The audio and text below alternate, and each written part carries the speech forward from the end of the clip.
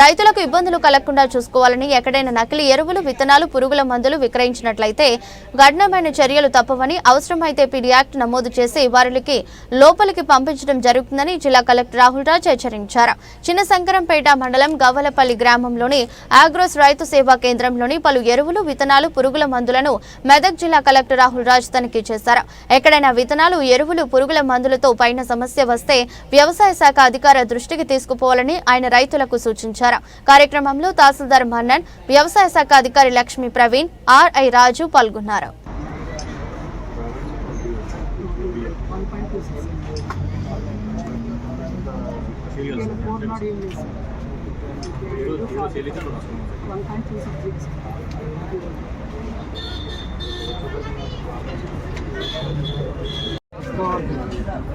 ఎన్ని కొట్టాలి?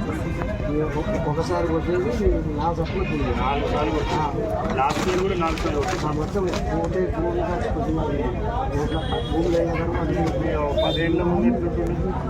అంతకుముందు అప్పుడు లేకపోతే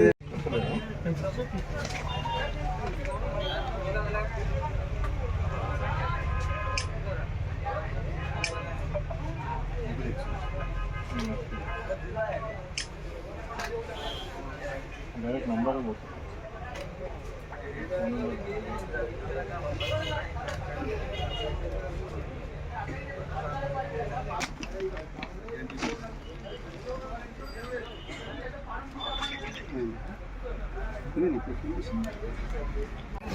ఎస్పెషల్లీ మెదక్ జిల్లా రైతులకు అందరికీ కూడా సో ప్రభుత్వం తరఫు నుంచి మనం ఒక టాస్క్ ఫోర్స్ వేయడం జరిగింది.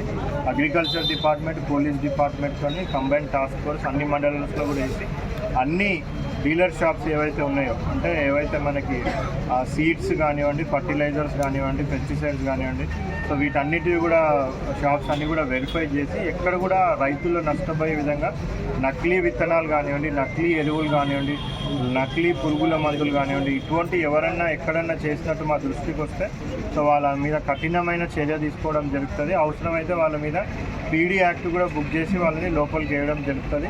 పోలీస్ వారు, అగ్రికల్చర్ సిబ్బంది కూడా అన్ని షాప్స్ ఇన్స్పెక్ట్ చేస్తూ ఉన్నారు. ఇప్పటి వరకు మనకు అయిన ఇన్స్పెక్షన్స్లో ఎక్కడ కూడా మనకి మన జిల్లాలో నకిలీ విత్తనాలు పంపిణీ అవుతుందనేసి ఎక్కడ కూడా మనకి రిపోర్ట్ రాలేదు. సో అన్నీ కూడా మన దగ్గర అన్ని స్టాండర్డ్స్ ప్రకారం నాణ్యమైన విత్తనాలే విక్రయం జరుగుతూ ఉంది. బట్ అయినా కానీ కూడా రైతులు కూడా కొద్దిగా అవగాహన కల్పించుకొని ఉండాలి. సో వాళ్ళకి తెలిసిపోతుంది లాస్ట్ సీజన్లో ఏదైతే మరి కంపెనీ తీసుకొని పోయినరో మరి దానికి ఎప్పుడు వచ్చే దిగుబడి కన్నా కొద్దిగా తక్కువ వచ్చినట్టు కానివ్వండి, సో ఏమైనా డిఫరెంట్గా వచ్చినట్టు కానివ్వండి, అంటే సంథింగ్ ఏదో ఫాల్ట్ ఉన్నదనేసి ఉంటుంది. సో అట్లేమైనా లాస్ట్ టైం తీసుకుపోయినప్పుడు ఏమైనా ప్రాబ్లం అయితే కూడా అగ్రికల్చర్ ఎక్స్టెన్షన్ ఆఫీసర్స్ని కన్సల్ట్ కాండి, వాళ్ళు ఏ విధమైన విత్తనాలు వాడినారు, ఏ విధమైన ఇవి కూడా వెరిఫై చేసి ఎవరన్నా సెంటర్స్లలో డీలర్స్ ఎవరన్నా కనుక నకిలీ విత్తనాలు విక్రయిస్తే వాళ్ళ మీద కూడా చర్యలు తీసుకోవడం జరుగుతుంది. అదేవిధంగా మనకి ఇప్పుడు యూరియా కానివ్వండి, సీడ్స్ కానివ్వండి అడిక్వేట్గా మన జిల్లాలో ఆల్రెడీ ఉన్నాయి. కొద్దిగా మనకి ఇప్పుడు ఈ పచ్చరొట్ట విత్తనాలు ఏవైతే ఉంటాయో సన్నేంకి ఒకటి వేరేది అవి కూడా అవసరమైనంత మట్టుకు మనం తెప్పిస్తూ ఉన్నాం. ఎక్కడెక్కడైతే ఇమీడియట్గా ఇప్పుడు స్టార్ట్ పెడతారో వాటి దగ్గర మనం డిస్ట్రిబ్యూట్ చేస్తున్నాం. అవి కూడా అడిక్వేట్గా తెప్పిస్తాం. ఎవరు కూడా చింతించాల్సిన అవసరం లేదు. ప్రభుత్వం అన్ని అరేంజ్మెంట్స్ కూడా విత్తనాల విక్రయానికి సంబంధించి ఎరువులు మరి పురుగుల మందులకు సంబంధించిన అవన్నీ కూడా అన్ని చర్యలు తీసుకుంటాం. Thank you Babu.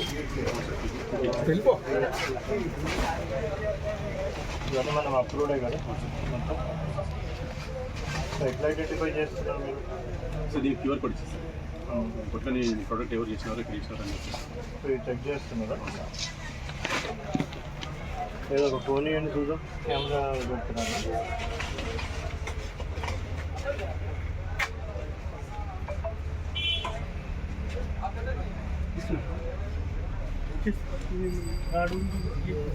రామచంద్ర